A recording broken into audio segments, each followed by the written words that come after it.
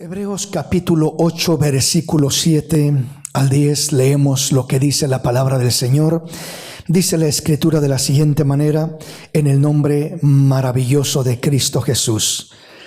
Porque si aquel primero hubiera sido sin defecto, ciertamente no se hubiera procurado lugar para el segundo. Porque reprendiéndolos dice: He aquí vienen días, dice el Señor, en que estableceré con la casa de Israel y la casa de Judá un nuevo pacto, no como el pacto que hice con sus padres el día que los tomé de la mano para sacarlos de la tierra de Egipto, porque ellos no permanecieron en mi pacto, y yo me desentendí de ellos, dice el Señor, por lo cual este es el pacto que haré con la casa de Israel después de aquellos días, dice el Señor. Pondré mis leyes en la mente de ellos y sobre su corazón las escribiré, y seré a ellos por Dios y ellos me serán a mí por pueblo. Vamos a continuar con la línea de temas que hemos estado meditando, tomando. Comenzamos con aquel pasaje que encontramos en Hebreos 9, 4, 5, donde nos habla de lo que contenía el arca del pacto, y nos dice que contenía lo que era el maná, un recipiente con el maná en el desierto, contenía la vara de Aarón y contenía las tablas del pacto, el nuevo pacto. Y hemos venido mirando el simbolismo de cada uno de estos tres objetos por lo cual estaban guardados en el arca del pacto. Mirábamos primeramente que la ley de Dios escrita en tablas de piedra que se le dio a Moisés, conocida como el antiguo pacto, conocida como la ley de Dios, de igual manera nunca pudo cambiar la vida de los israelitas en el desierto, como lo hemos leído aquí en Hebreos 8. Miramos que aunque esa ley era perfecta, pero aún así, siendo escrita por el mismo Dios en tablas de piedra, nunca pudo cambiar la vida del pueblo de Israel. Por eso dice la palabra en este pasaje que hemos leído, Hebreos 8, 9, dice: no como el pacto que hice con sus padres el día que los tomé de la mano para sacarlos de la tierra de Egipto, porque ellos no permanecieron en mi pacto y yo me desentendí de ellos, dice el Señor. Entonces el Señor está hablando a través del escritor de los Hebreos, en este caso, de lo que fue aquel pacto antiguo que Dios dio al pueblo de Israel, y ahora el nuevo pacto en Cristo Jesús. Y está hablando de los fundamentos que había dentro del pacto antiguo y la inefectividad. No fue un pacto efectivo, no fue un pacto que Dios se agradara de aquello, porque no produjo un cambio verdadero en la vida de aquellos hombres, de aquel pueblo de Israel, en todo su peregrinaje desde que salieron de la tierra de Egipto hasta todos los 40 años que estuvieron en lo que fue el desierto, y todos los siglos que estuvieron en la tierra prometida, ya supuestamente estando con la promesa de Dios de entrar a la tierra prometida.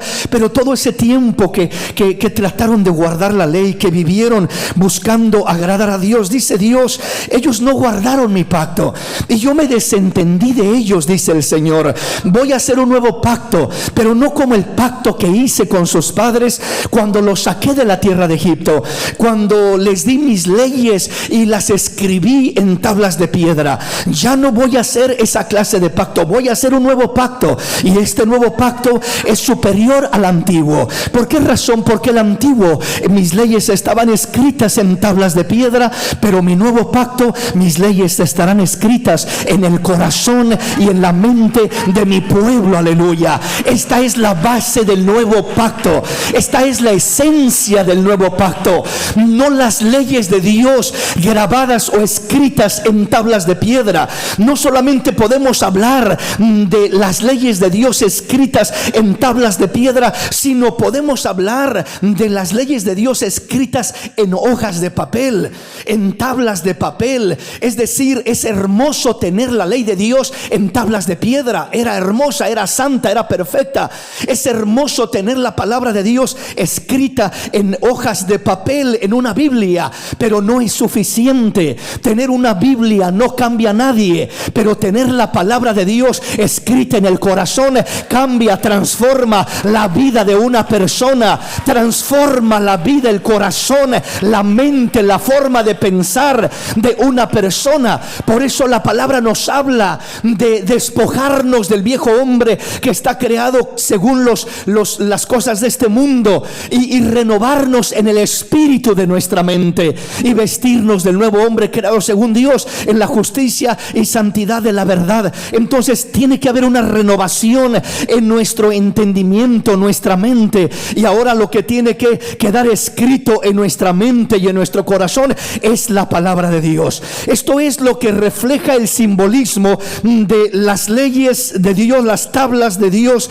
meterlas en el arca del pacto, ya que el arca del pacto era el lugar donde la presencia de Dios moraba, residía, habitaba. Era el tabernáculo, era Dios caminando con su pueblo a través de aquel tabernáculo, aquella caja de oro que Dios mandó a Moisés que hicieran, y ahí guardó estos tres objetos, y ahí estaba la presencia de Dios, literalmente ahí estaba la gloria de Dios. Dios quería caminar entre su pueblo y les dijo: háganme esta cajita para que yo habite ahí, y donde quiera que ustedes vayan, yo voy a ir con ustedes, voy a ir a través de esta cajita, y donde quiera que iban, ahí llevaban el arca del pacto y ahí iba Dios con ellos. Entonces ahora nosotros entendemos que ya no hay una arca de pacto, ya no hay ni siquiera un templo como lo había en el tiempo antiguo, donde el arca del pacto eventualmente fue puesta en el lugar santísimo del templo que edificó Salomón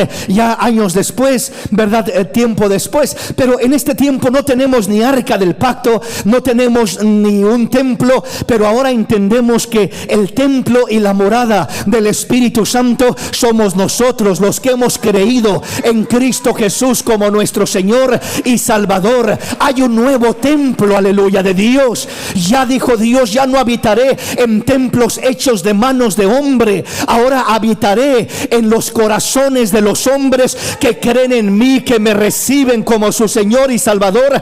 Ahí es donde voy a hacer mi morada, ahí es donde voy a hacer mi habitación, y eso es lo maravilloso. Somos el templo y la morada del Espíritu Santo. Ahora, las tablas o las leyes de Dios escritas en las tablas de piedra fueron guardadas precisamente en el templo o en el arca del pacto, y después en el templo, el lugar santísimo.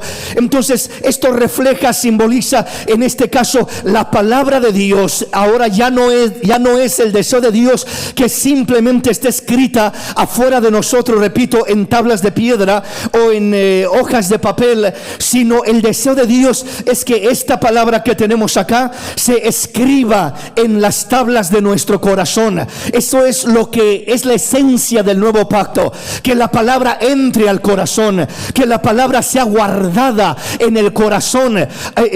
Anteriormente las tablas del pacto estaban guardadas en el arca, estaban guardadas ahí en ese lugar. Ahora esa arca, venimos diciendo, es nuestro corazón. Dios dice: ya no voy a caminar y vivir en una cajita hecha muy bonita, muy hermosa para habitar entre mi pueblo. No, ahora cada uno de los creyentes será mi habitación, será mi morada. Ahí es donde voy a habitar, ahí estará mi presencia en la vida, en el corazón de cada creyente, de cada persona. Y ahora, de la manera que el arca del pacto guardaba lo que eran las leyes del pacto escritas en aquellas tablas de piedra, ahora nosotros somos llamados a guardar la palabra de Dios en las tablas de nuestro corazón, escritas en nuestro corazón. Somos llamados a guardar la palabra de Dios en nuestro corazón. Amén, mis hermanos. Avanzamos entonces. El título de nuestro tema le titulé: ¿Quién programa tu corazón?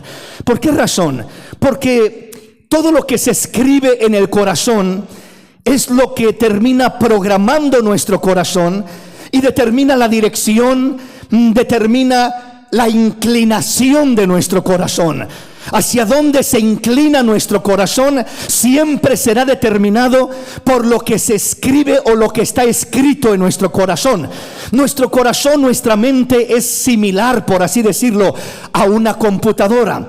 Una computadora, usted le instala un programa y el programa que le instala, ese es el funcionamiento que va a tener. Depende de lo que usted le mete, el programa, la información que le mete a esa computadora, es lo que usted va a poder sacar, es lo que va a poder operar a través de esa computadora, porque la está programando para hacer la función que usted determina. Una computadora que es determinada para poder leer el desarrollo de un carro, ¿verdad? Cada día los carros son más de computadora y cualquier diagnóstico, cualquier problema, dice, le vamos a poner el lector, ¿verdad?, de la pequeña computadora para leer cuál es el diagnóstico, el problema que tiene, y comienza a leer hasta que dice: el problema es esto, hay un sensor que está dañado, hay esto que está afectando, etcétera, porque aquella computadora lee lo que hay, el programa que hay internamente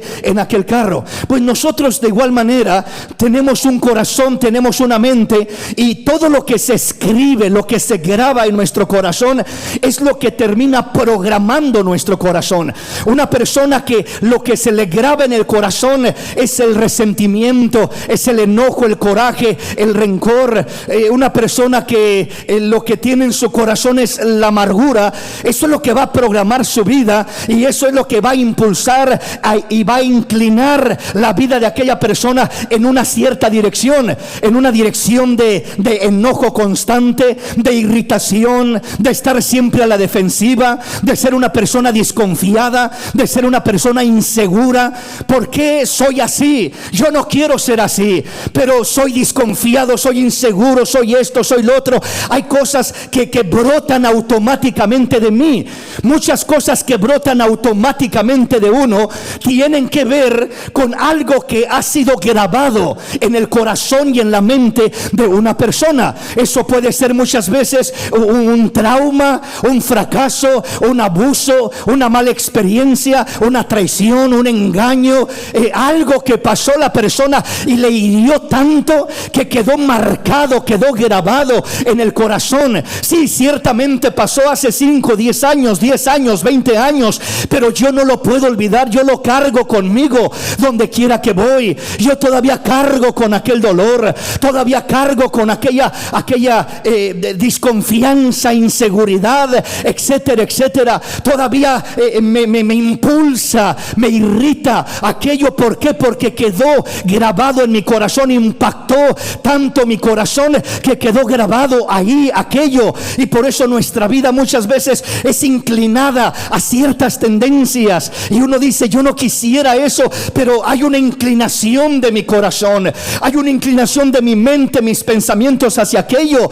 ¿Por qué razón? Repito, porque en el corazón muchas veces hay algo escrito, y no siempre es algo bueno, no siempre es algo de Dios. En veces, repito, son fracasos, son golpes, son abusos, son decepciones, son traiciones que hemos pasado, que hemos vivido en la vida, y que en ocasiones marcan nuestra vida, definen nuestra vida, y decimos: de aquí en adelante no me voy a dejar de nadie, de aquí en adelante no voy a confiar en nadie, de aquí en adelante tomamos una postura por aquello que marcó nuestro corazón, por aquello que marcó nuestra vida. Y repito, nuestra vida termina o comienza a ser definida por aquello que ha marcado nuestro corazón. Por eso siempre el Señor nos habla en su palabra y nos dice, nos recuerda, nos afirma y nos dice: he aquí que el que está en Cristo, nueva criatura es. Las cosas viejas pasaron, todas son hechas nuevas. Aleluya.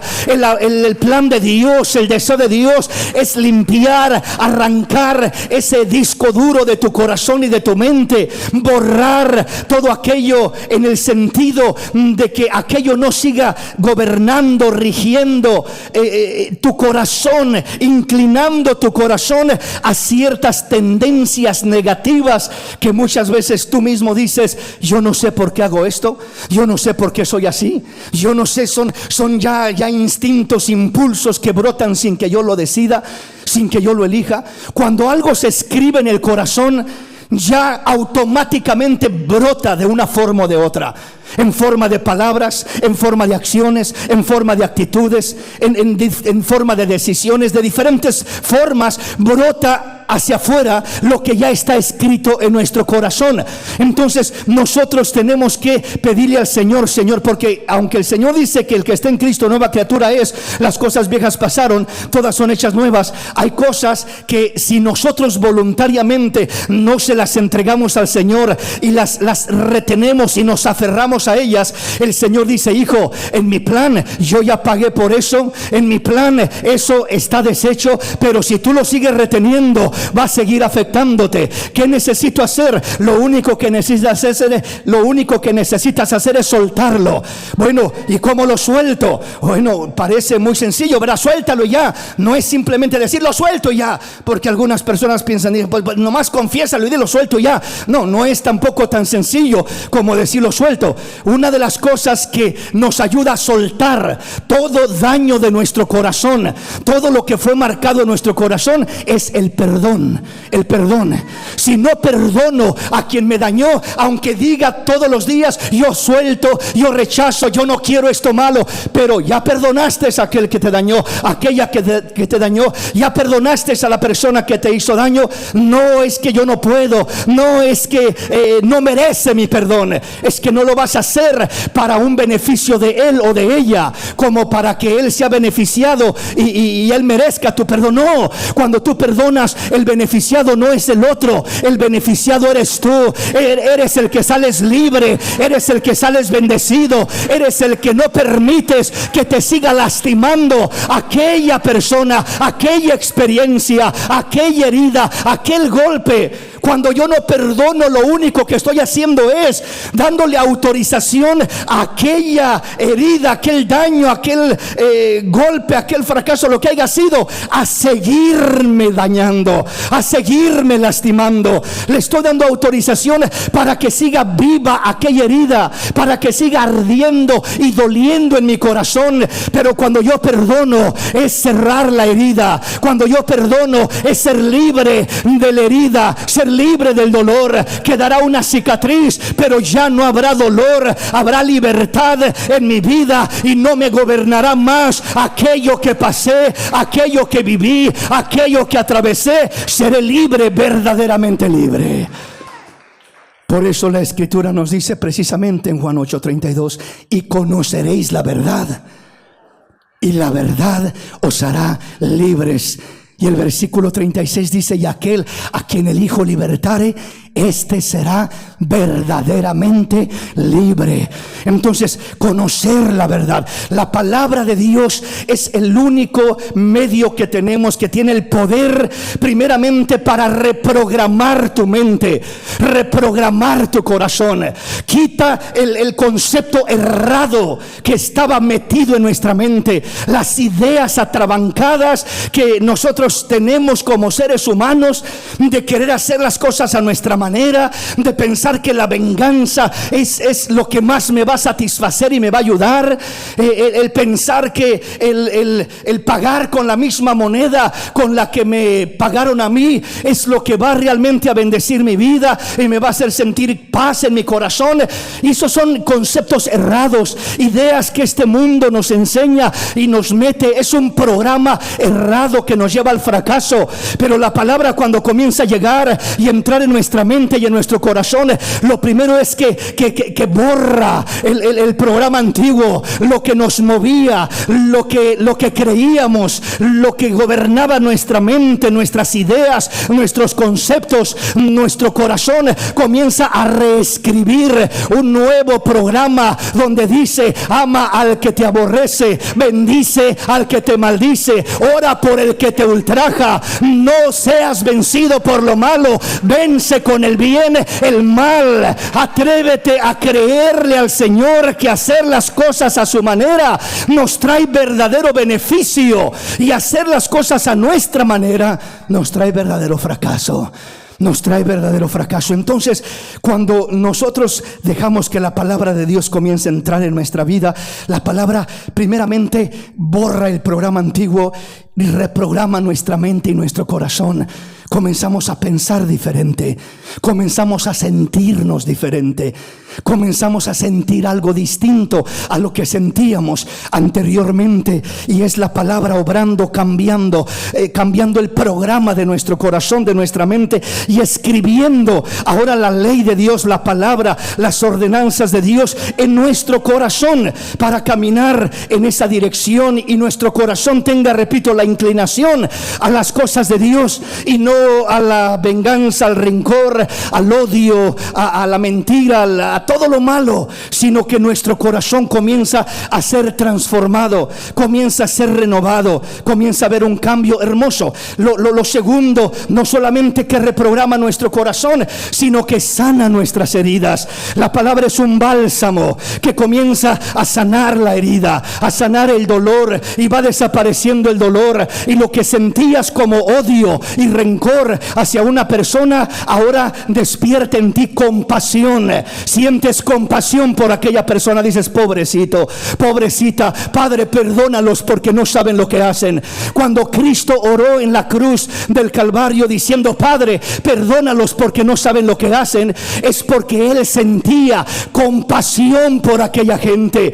Compasión. Cualquier persona en la condición de Cristo sentiría odio, coraje. ¿Cómo me están haciendo esto? Mira lo que me están haciendo, cómo me martirizan, cómo se burlan de mí, cómo me golpean, cómo me atraviesan las manos con esos clavos, cómo se burlan y me ponen una corona de espinas en mi cabeza.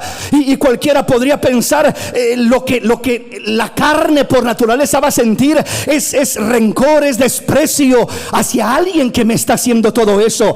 Pero el Señor no sintió desprecio hacia ellos, no sintió odio ni coraje hacia la multitud que lo despreciaba y que se burlaba de Él y que lo clavaba en la cruz. ¿Qué sintió entonces el Señor? ¿Cómo pudo orar diciendo: Padre, perdónalos porque no saben lo que hacen? ¿Que son niños de 3 años para decir que no saben lo que hacen? Eran adultos completamente capaces de razonar y entender, pero espiritualmente no entendían, no sabían. Y el Señor, la única manera como pudo orar con sinceridad y genuinamente: Padre, perdónalos porque no saben lo que hacen, es porque había compasión en el corazón de Él, porque lo que estaba en su corazón no era odio, no era rencor, era la palabra de Dios, era el Espíritu viviente del Dios Altísimo morando, habitando en aquella humanidad, en aquel cuerpo de carne. Y por eso pudo decir: Padre, perdónalos porque no saben lo que hacen. Él sintió compasión cuando la mayoría sentiríamos coraje, odio, rencor. ¿Cómo me estás haciendo esto? Y peor, que no lo merezco, porque qué pecado había en Cristo. ¿Qué mal hizo Cristo para que le hicieran eso? Todavía si fuera un malhechor que lo merece, pues por lo menos dice: pues merecido lo tenía. Pero alguien que no merece y alguien que no ha hecho mal, es más fácil para reclamar, para reprochar, para enojarse, para sentir que es una injusticia lo que me están haciendo. Y eso fue lo que pasó con Cristo. Pero repito, su corazón nunca fue movido por el rencor, por el odio, por el querer maldecirlos, maltratarlos. No, en su corazón había siempre compasión, porque en su corazón estaba la palabra de Dios, estaba el Espíritu de Dios, que dirigían, que inclinaban su corazón a las cosas de Dios, a lo agradable, a lo puro, a lo honesto, a lo justo, a lo que es de buen nombre, a todo lo que es agradable al Dios de los cielos. Hacia allá estaba el corazón de nuestro Salvador inclinado. Y ese es el deseo de Dios para nuestra vida, que nuestro corazón de igual manera se ha inclinado hacia Dios, se ha inclinado hacia las cosas de Dios, hacia la palabra de Dios. Pero ¿cómo podrá suceder eso? Solamente sucederá cuando la palabra se escribe en nuestro corazón y en nuestra mente. Dice entonces el versículo 9 y 10 una vez más: no como el pacto que hice con sus padres el día que los tomé de la mano para sacarlos de la tierra de Egipto, porque ellos no permanecieron en mi pacto y yo me desentendí de ellos, dice el Señor. Este es el pacto antiguo que refleja lo que es religión, lo que es la ley de la antigüedad. Todo lo externo, todo lo que no está dentro del corazón, termina siendo simplemente una religión más. Por bonita, por buena que parezca, termina siendo una religión más, porque no cambia la vida de la persona, no cambia el interior. Mas, sin embargo, dice el versículo 10, por lo cual este es el pacto que haré con la casa de Israel después de aquellos días, dice el Señor. Pondré mis leyes en la mente de ellos y sobre su corazón las escribiré. Y seré a ellos por Dios y ellos me serán a mí por pueblo. Entonces este es el nuevo pacto, a diferencia del antiguo pacto. Entonces le decía que una de las diferencias entre religión y relación, una obra de Dios en el corazón, es la palabra escrita en un papel o en una piedra, a diferencia de la palabra escrita en las tablas del corazón. Entonces, si solo tenemos la palabra escrita en tablas de piedra, si solo tenemos la palabra escrita en un celular o en una tableta, eso es lo moderno en este tiempo. Si solo tenemos la palabra escrita en un libro conocido como la Biblia, que tenemos en el presente igualmente, solo tenemos la palabra escrita ahí, pero esta palabra no está escrita acá. Batallaremos para cumplirla, no andaremos en ella. Se cumplirá lo mismo que dijo el Señor de la casa de Israel, porque ellos no permanecieron en mi pacto y yo me desentendí de ellos, dice el Señor. Entonces no podremos permanecer en esta palabra si solo está escrita en una Biblia, si solo está escrita en una computadora, si solo está escrita en un pergamino o en algún sticker en mi carro, para poder tener un versículo de la Biblia bonito, hermoso. Está muy bien, pero no es suficiente con tener la palabra escrita fuera de nosotros. Necesitamos la palabra escrita dentro de nuestro corazón, porque esa palabra es la que nos va a bendecir, es la que nos va a transformar, es la evidencia del nuevo pacto. La evidencia del nuevo pacto es que la palabra estaría escrita en las tablas del corazón, dice el Señor. Es decir, el pacto antiguo: escribí mis leyes en tablas de piedra, pero ellos no permanecieron en ella, ellos no la obedecieron, ellos no la respetaron, ellos la rompieron y la quebraron en mil pedazos. ¿Por qué razón? Porque solo estaba en tablas de piedra. Pero ahora haré un nuevo pacto, dice el Señor, y no va a ser como el que hice con la casa de Israel, sino que ahora pondré mis leyes en sus mentes y las escribiré en sus corazones. Y Dios dice: yo seré su Dios y ellos serán mi pueblo, ha dicho el Señor. Ese es el anhelo de nuestro Dios, ese es el deseo, esa es la obra real de Dios para nuestra vida. Eso es lo maravilloso, lo lindo. Entonces, cuando solo tenemos la palabra fuera, tarde o temprano caemos en una religión. Tarde o temprano terminamos con una religión, solo algo externo. Y la religión está llena de rituales, está llena de costumbres, está llena de tradiciones, está llena de apariencias, de imposiciones, está llena de tantas cosas, pero no es efectiva. La religión es el esfuerzo del hombre para llegar a Dios, haciendo aquí y acá y esto y lo otro, y de mil maneras el hombre se esfuerza para querer llegar a Dios. Eso es religión. Mas la relación es el esfuerzo de Dios llegando al hombre, es la obra del Espíritu Santo de Dios en el corazón del hombre, es la palabra de Dios grabada en el corazón del hombre. Esa es la obra de Dios, esa es la relación, eso es lo que fomenta una relación auténtica y genuina del hombre con su Dios. De otra manera solo tenemos una religión, un esfuerzo humano queriendo llegar a Dios, pero no no hay esa obra de Dios en el corazón. Entonces la obra de Dios en el corazón no proviene de nuestro esfuerzo, no proviene de nuestras buenas intenciones, no proviene de nuestra fuerza de voluntad. Tiene que ser algo más que eso. La fuerza de voluntad no es suficiente. Es bueno que haya fuerza de voluntad, pero no es suficiente. Y toda la buena intención que hay en el hombre no es suficiente. ¿Qué necesitamos? Una obra de Dios en el corazón. Que Cristo venga, su Espíritu Santo, su palabra, y trabaje y regenere y escriba sus leyes en nuestro corazón, sane nuestras heridas y nos impulse a caminar en la dirección correcta. El pueblo de Israel conoció la religión, la ley de Dios por 40 años en el desierto, pero nunca tuvieron una relación genuina. Nunca hubo cambios auténticos en su caminar, porque por medio de la religión conocemos de Dios, pero solo con una relación verdadera conoceremos a Dios. Hay diferencia de conocer de Dios.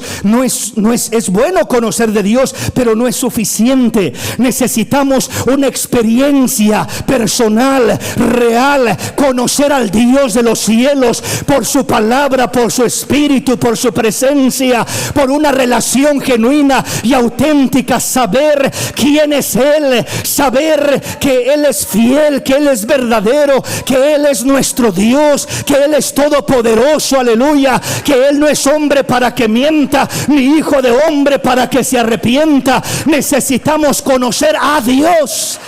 No basta conocer de Dios.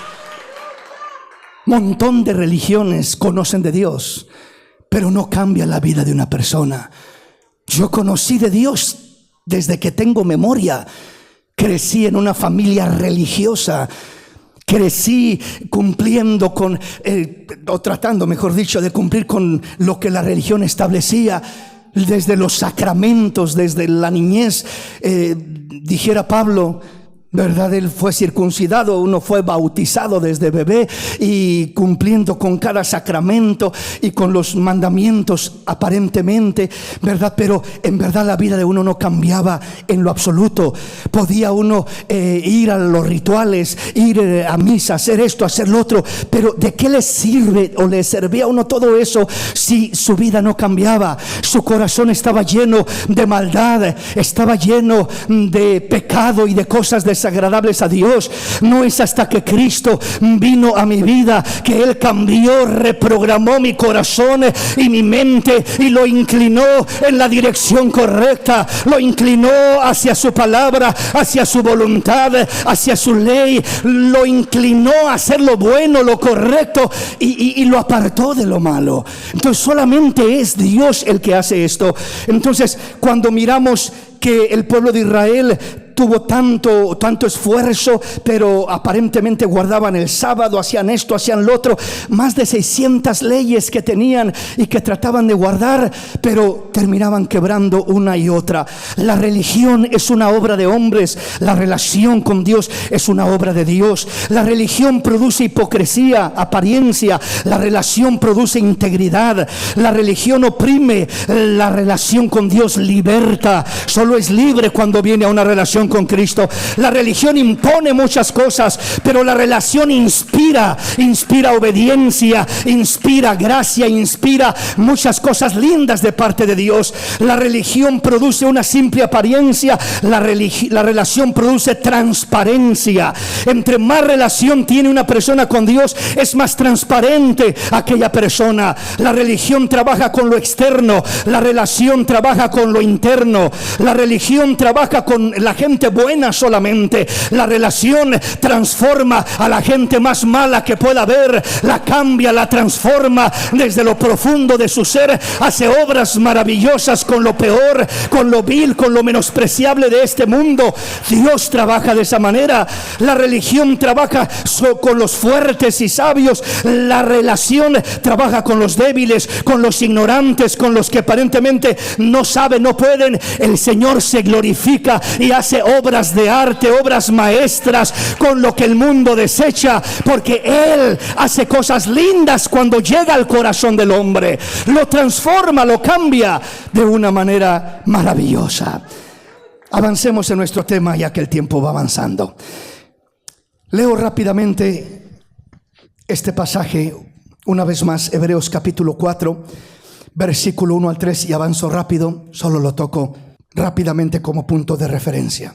Temamos pues, no sea que permaneciendo aún la promesa de entrar en su reposo, algunos de vosotros parezca no haberlo alcanzado, porque también a nosotros se nos ha anunciado la buena nueva como a ellos, pero no les provechó el oír la palabra, por no ir acompañada de fe en los que la oyeron. Pero los que hemos creído entramos en el reposo, de la manera que dijo: por tanto, juré en mi ira, no entrarán en mi reposo, aunque las obras suyas estaban acabadas desde la fundación del mundo. Qué hermoso.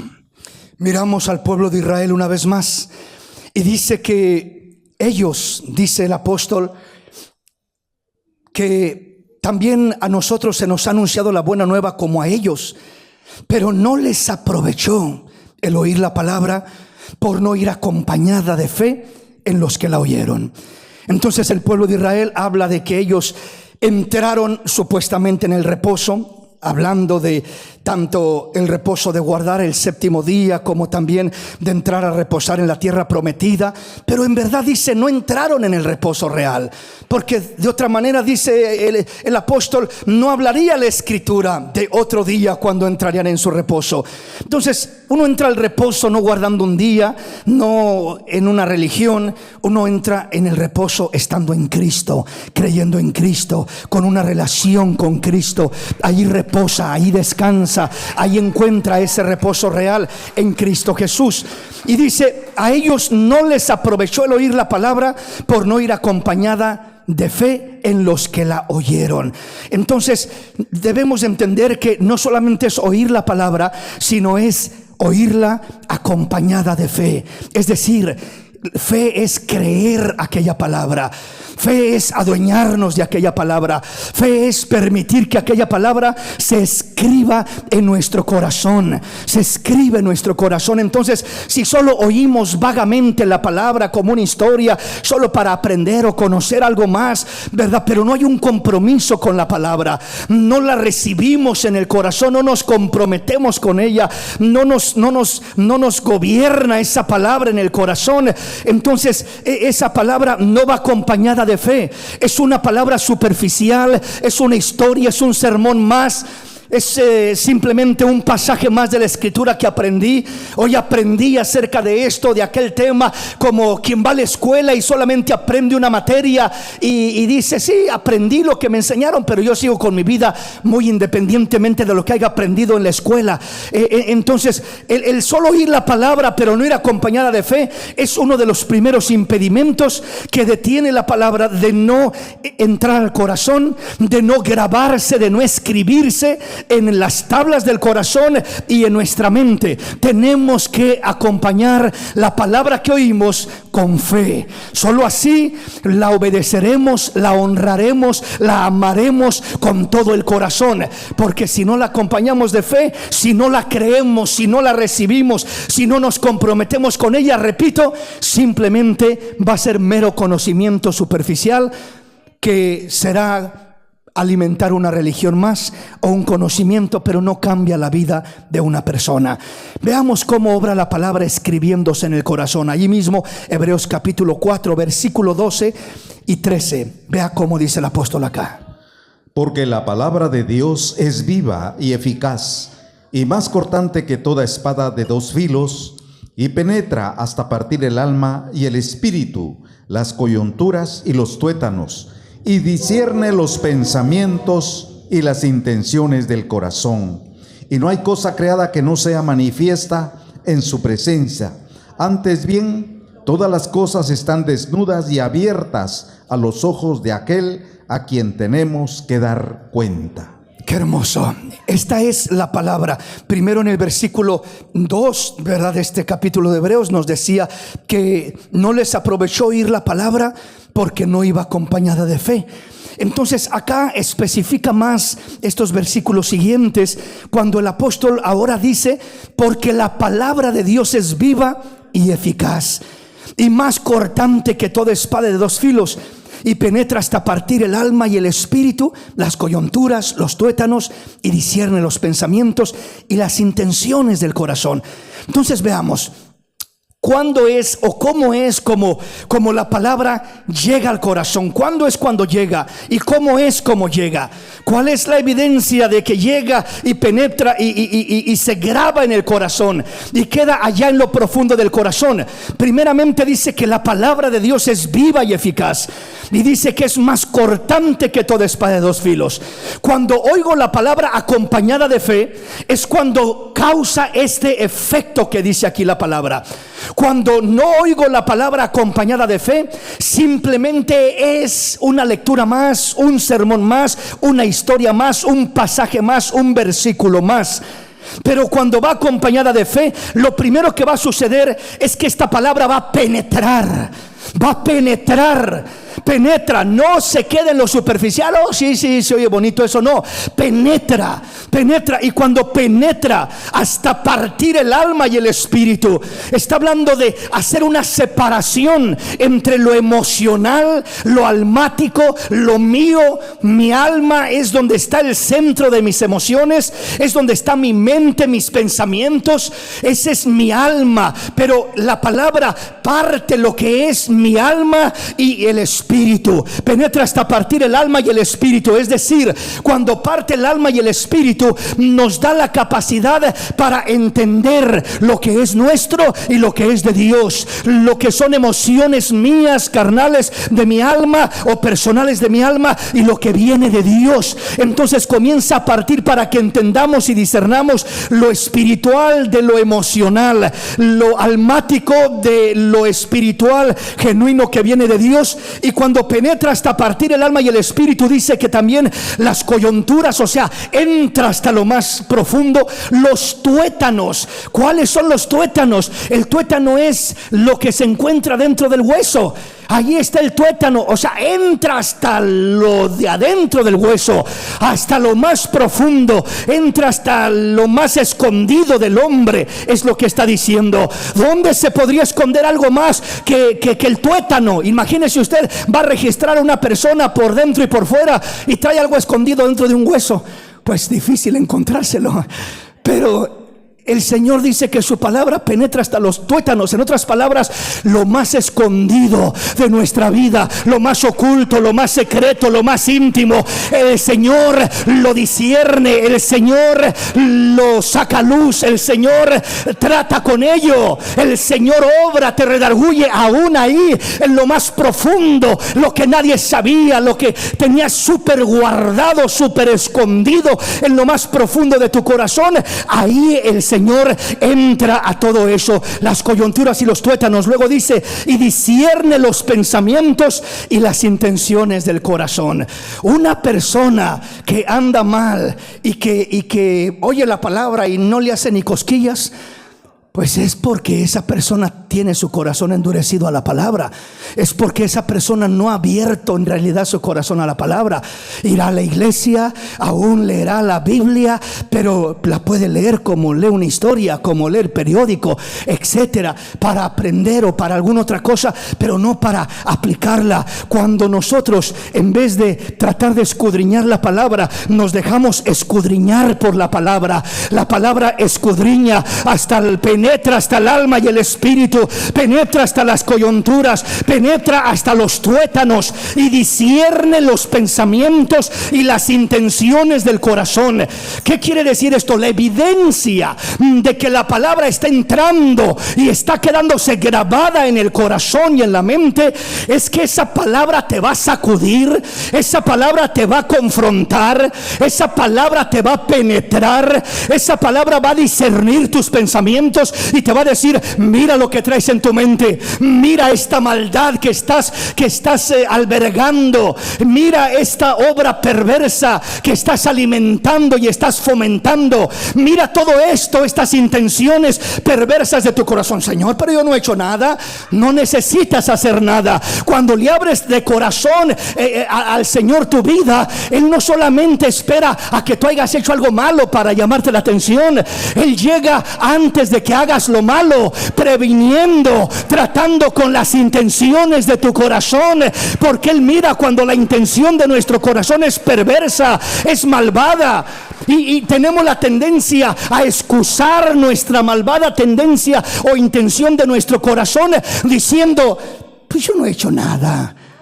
Como no lo he hecho, lo justifico de que no hay problema, ni es un pecado, ni es nada malo. Sí, es cierto, como que no me cae bien fulanito, fulanita, pero ahí veremos qué pasa, ¿verdad? Pero realmente creemos que como no hemos hecho el acto, entonces no hay problema si tan solo hay intenciones negativas. Hay intenciones en ocasiones en nuestro corazón que van por mal camino, intenciones que van tras la mujer ajena, tras el hombre ajeno, deseando al hombre, a la mujer que no es el hombre que Dios te ha dado, la mujer que Dios te ha dado, y la intención está ahí, pero como nadie la ve, nadie la sabe, es fácil de esconderse, de ocultarse y de pasar por desapercibido. Pero cuando le abres en verdad el corazón a Dios, Él trata con tus intenciones, Él trata con tus pensamientos, discierne tus pensamientos, discierne las intenciones de tu corazón, y no hay cosa creada que no sea manifiesta a su presencia. Antes bien, todas las cosas están desnudas y abiertas a los ojos de aquel a quien tenemos que dar cuentas. Te sientes desnudo delante de Dios. Cuando la palabra realmente entra a tu corazón, te desnuda, te sientes con vergüenza, porque hay tanta falta en nosotros. Si no es una mala acción, es un mal pensamiento. Si no es un mal pensamiento, es una intención perversa de nuestro corazón. Si no es eso, es alguna otra cosa que escondemos y que tenemos guardada y ocultada en nuestro corazón. Y dice que todas las cosas están desnudas y abiertas a los ojos de aquel a quien tenemos que dar cuentas. Entonces, cuando la palabra entra, o la evidencia de que la palabra entra verdaderamente, es que la palabra te desnuda. No te deja con qué cubrirte. No te deja trapo de excusa, de pretexto o de autojustificación. Uno se puede excusar delante del hombre, uno se puede justificar delante de la gente, uno puede aparentar delante de la gente, pero cuando Dios llega, cuando su palabra verdaderamente llega, no hay excusa que se mantenga de pie. Las excusas caen derretidas, la autojustificación cae derretida delante de Dios, y no hay con qué cubrirte. No hay hojas de higuera que te puedan cubrir, como Adán y Eva, que corrieron a cubrirse con hojas de higuera, queriendo cubrir su desnudez, su vergüenza. Y el Señor les dice: ¿qué hacen allá escondidos? Pues acá estamos con vergüenza y con temor. ¿Por qué? Porque estamos desnudos. ¿Y quién les dijo que están desnudos? Pues es que, Señor, ¿acaso comieron del fruto que les dije que no comieran? Pues, Señor, y comienzan a excusarse la mujer, y la mujer dice la serpiente, y comienzan a excusarse. Pero delante de Dios ninguna excusa permanece. O sea, delante de los hombres uno puede usar una buena excusa y se la creen, y uno dice: ya me salvé de esta, me excusé y se la creyó, ya me salvé de este problema. Esa es la tendencia del ser humano. Pero delante de Dios, cuando su palabra verdaderamente entra, hermano, te excusarás y te sentirás terrible, y te sentirás sin paz, y te sentirás mal, hasta que no confiesas tu pecado, tu condición delante del Dios de los cielos, y le dices: Señor, ayúdame, Señor, perdóname, Señor, sácame de esto, Señor, no puedo más. El salmista lo dice de esta manera en el Salmo 32: mientras callé, se envejecieron mis huesos. Cuando dice mientras callé, está hablando mientras escondí mi pecado. Pero dice: mi pecado te declararé, mi pecado te confesaré, y a ti correrá todo santo, Señor, en el día de la angustia. Y comienza a hablar de la importancia de abrir uno su corazón delante de Dios y de confesar sus pecados y todo aquello, porque el Señor está ahí no con el fin de destruirte, sino con el fin de perdonarte, de restaurarte y de levantarte. pero Él quiere que abras genuinamente tu corazón a su palabra, para que su palabra entre y se quede marcada y grabada y escrita en lo más profundo de nuestro corazón. Y es la única manera que seremos impulsados a caminar con una relación genuina con Dios y no con una religión llena, repito, de apariencias, de rituales, de cosas que simplemente no sacian, no cambian, no transforman la vida del hombre. Entonces la palabra que entra verdaderamente confronta nuestros pensamientos, confronta las intenciones de nuestro corazón, confronta cualquier cosa escondida, oculta que tengamos en nuestro corazón, la confronta, te sacude, te deja inquieto, te deja sin paz. Te sientes atrapado, confrontado, y no puedes realmente sentirte libre hasta que no hablas con el Señor y le declaras tu condición.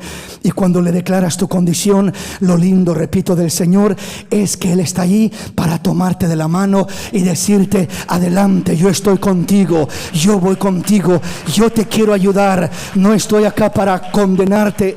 Aún en este día, la palabra del Señor dice que hoy es el día de salvación.